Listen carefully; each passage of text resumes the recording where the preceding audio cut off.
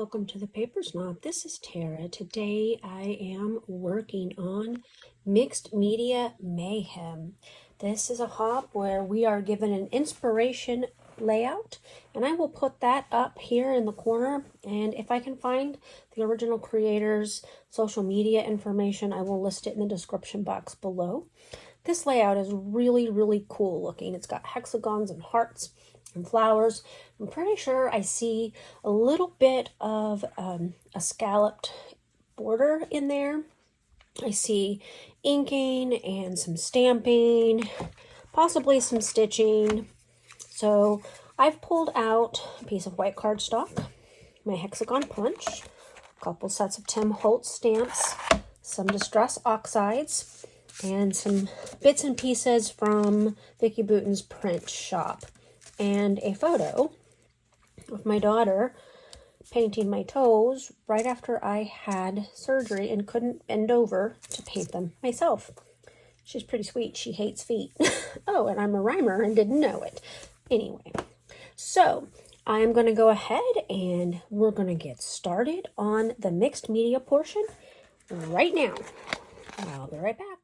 So I am going to try something a little bit different. I have that stencil there that is a very old, I think it's a Crafter's Workshop stencil, and I am going to do the packaging technique through the stencil instead of directly onto paper because I was hoping to get some hexagon shapes with it. It didn't quite work that way. Maybe if I'd used a larger hexagon it would have worked. But I think it made a very cool effect. Now notice that I peeled it off my paper, and that's because I sprayed the stencil with pixie spray first. That is something that is a low tack adhesive that you can spray and allow dry on your stencils and they won't move.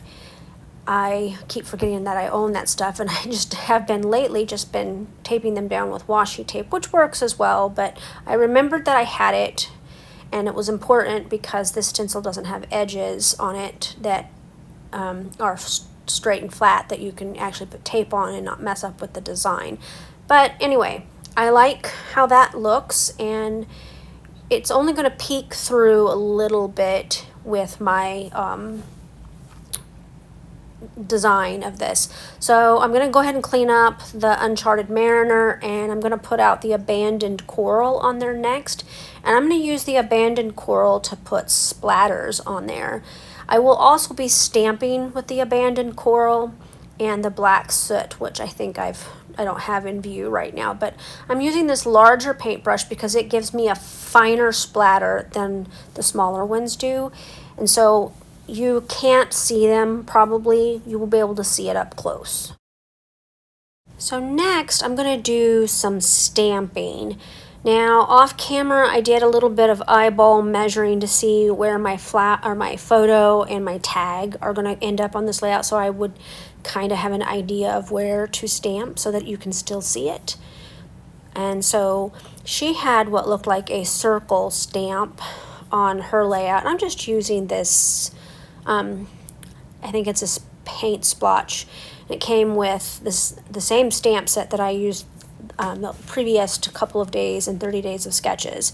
Now, I have not used these stitching stamps just yet. I love them, but I haven't used them yet because typically I like to stitch on my layouts. But it looked like she had some stamped stitching on her layout, so I was really grateful that I got to be able to pull these out and try them because they do look really cool, and I don't typically machine stitch. I hand stitch, so it is a different look, and plus I like the funky thread like balls that are on there as well. Those are pretty cool. So fun fact, as I'm stamping and finished with the stamps, I'm setting them on the floor next to me. At the end of the video, when I was finished, I stepped on the circle stamp and I ended up with a circle imprint on the bottom of my foot. So that's fun, right?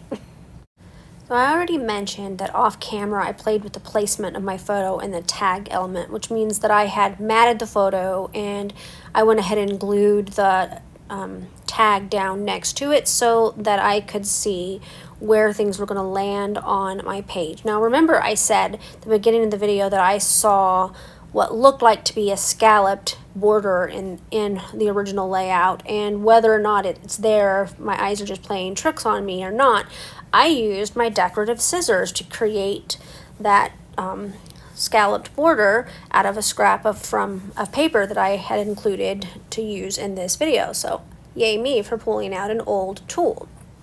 I also used my hexagon punch that I showed at the beginning of the video to create the hexagons, and I distressed each hexagon. I also distressed the scalloped border, I distressed the matting on my photo, and my tag as well. And I am trying to get the placement of these hexagons as close as they are on the original layout. I'm not getting them quite right, but they're close, and that works for me. My whole goal was so that you could actually see them, where if I had moved them down a little farther closer to that border, you may not have seen them because of the way because I have this very large floral element. Now, I did not use fun foam on the floral bit or on the hexagons. I only used it on the back of my photo and tag. And I had two hearts out at the beginning of the video, and one of them disappeared during the creating of this video. Maybe I put it back in the envelope with the rest of them. I don't know. Who knows? It's fine though. I put that heart there on the lower right of that tag. I glued on my title, and now I'm just adding little bitty hearts from the puffy stickers, and I do believe I pull out, yes, I'm pulling out that sticker sheet that I was so proud to discover that it was partially used, or almost. I've used a lot of it, actually. I was pretty surprised by that. Now, I think she had her title basically where I'm putting those two little phrases on mine, and I am putting a title down at the bottom. And of course, my photo is not as small as hers either. I used a 3x4 photo, and I didn't want to cut it down because you wouldn't be able to see what was going on. And so I'm just kind of tucking hearts, and I tucked in a butterfly, and I'm just trying to add a little bit more visual element with the stickers. Again, I am really trying to dig into my print shop and use it. I really love it, and I need to stop hoarding it.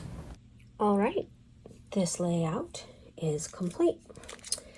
You saw me do everything except for the extra splatters at the end, and I went kind of crazy and wild with the extra splatters at the end, and they're still wet, and my hands are blue. Oh no, I'm a Smurf. So I am happy with how this layout turned out. I do want to thank you guys so much for coming to my channel today. I really appreciate those of you who take the time to like, comment, and or subscribe to my channel. It will always be free to subscribe to my channel. So if you're not a subscriber, go ahead and click that button. If you want YouTube to notify you when I put out new content, there's a bell. You can click that as well, and they'll email you.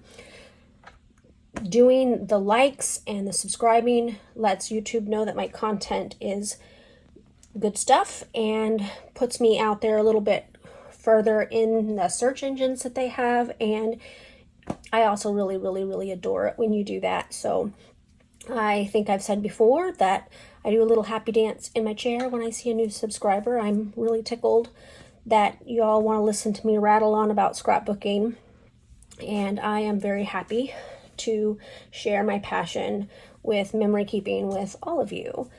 Make sure that you click or check that description box below, because there is a playlist, or at least a list of the participants that are creating along with Mixed Media Mayhem, and there'll be some other information down there as well. You guys have a great Friday, and you have a great rest of your weekend. Bye.